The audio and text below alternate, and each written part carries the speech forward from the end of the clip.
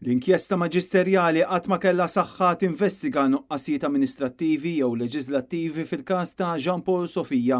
Dan joħroġ mir-rapport tal-inkjesta maġisterjali dwar il-mewt ta' Jean Paul Sofija li jikkonferma l-importanza u ħtieġa li ssir inkjesta pubblika biex isir magħrufa l-verità kollha u ssir ġustizzja sħiħa dwar il-mewt traġika ta' dan iż-żagħżugħ.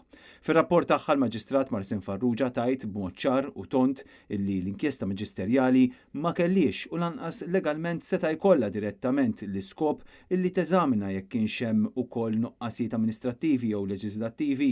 Il-Maġistrat Farrugia sostniet anke li l-provi miġbura minna jindikaw nuqqasijiet istituzzjonali fis-sistema u anke leġislattivi u li dawn in-nuqqasijiet jistgħu jiffurmaw il-mertu ta' investigazzjonijiet oħra mill-awtoritajiet kompetenti skont il-liġi. Il-Partit Nazzjonalista fi stqarrija qal li r-rapport ippubblikat mill-Gvern igiddeb lil Roberta Bela li jagħmel xhur sħaħ jargumenta kontra inkjesta pubblika u spiċċa ġiel li l-membri parlamentari tiegħu jivvutaw kontrija fil-Parlament. Ir-rapport tal-Maġistrat Farrugia jgħid b'mod ċar illi skont il-provi miġbura jeżistu nuqqasijiet istituzzjonali f'dan il-każ u jisħaq illi dawn in-nuqqasijiet għandhom jiġu investigati b'mod separat.